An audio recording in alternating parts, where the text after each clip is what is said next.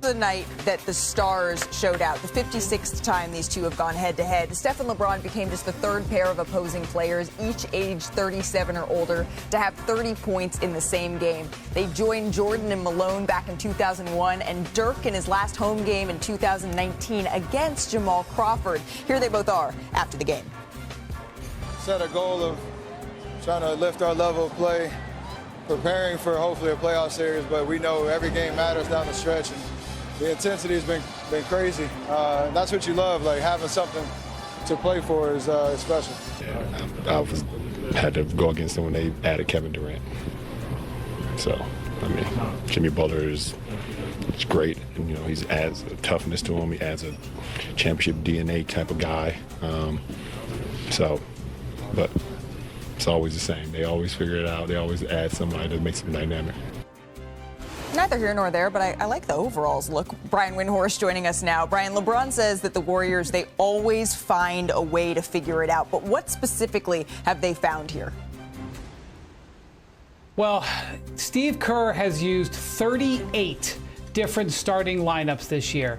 And this one that he's got, he's finally found the jackpot, because I know that this game was so much about Steph and LeBron and Austin Reeves being great in the fourth quarter and Jimmy Butler's impact on the Warriors.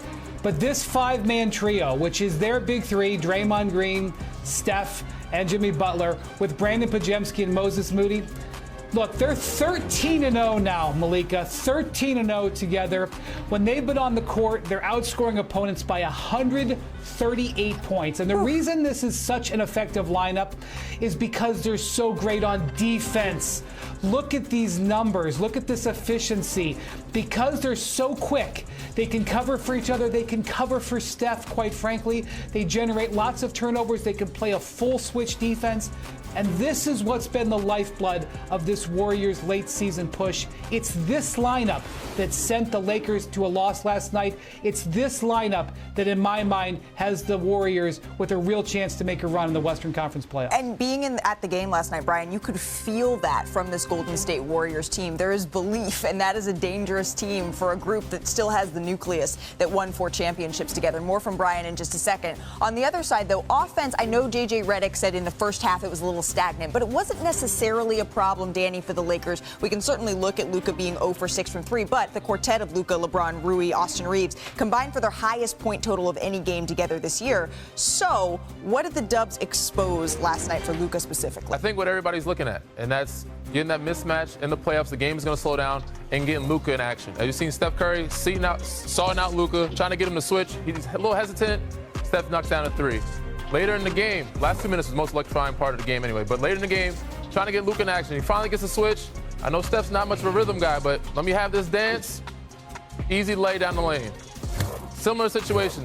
Now he gives him a different look, but this is where Steph is at his best, when he's off the ball some. Gets a switch first, get Luka back in this action, switch him again, put him in a different type of action. Draymond Green, come here, throw and go.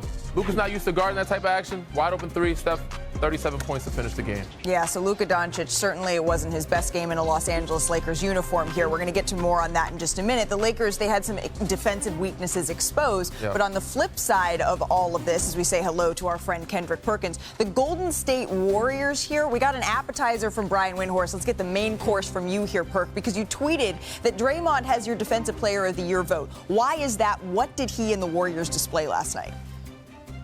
For Golden State to get the possession.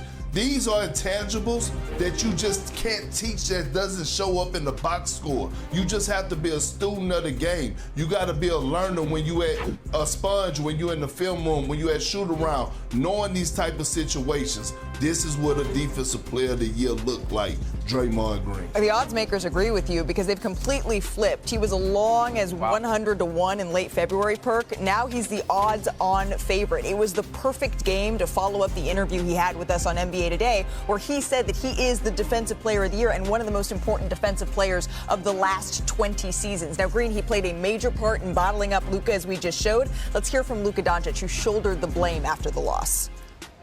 That performance for me is unacceptable, When I play like that, it makes for the team harder to win, so just got to figure that out. Okay, so this is go time for the Lakers here. They've now won just 6 of their last 15 games after winning 13 of their 15 prior. So Brian Windhorst, Luka says he has to be much, much better. I think we can all see that. Is it as simple as turning a switch? That's what the Lakers need to do to solve their issues here? Well, the Lakers just don't have much of a margin for error, and they really need Luka to be great. And though that record dipped really when LeBron got hurt, that groin injury required more from Luka, and he did have some good games, Malik. I don't want to make it sound like he's playing poorly, Absolutely. but he did not make an impact in the fourth quarter of this game. This was a playoff-level game. We saw LeBron and Steph and Austin Reeves and Jimmy Butler and Draymond Green making plays all over the place. And number 77 was nowhere to be found. He didn't make his presence felt at all. And if you look at his numbers with the Lakers, 41% shooting, 26 points. He's got good, assists and rebounds, but he is not being the difference maker like we know he can. And he does look healthier. He has gotten his feet up underneath him. But for the Lakers, with this particular roster, to get where they need to go and to win all these high leverage games, Luka's got to put his fingerprints on the game. And it's just not something that's happened very much. He's got time. Obviously, there's still lots of opportunity. It didn't happen last night, and it hasn't happened a lot in over the last 3-4 weeks. Perk's face is telling me he has a little bit more of a blunt assessment of this situation. What you got, Perk? And I do. He doesn't have time, Wendy. Like, we're going into the postseason. And Luka's biggest issue has to be addressed in the offseason. He's out of shape. He needs to lose weight. That's not gonna happen no time soon.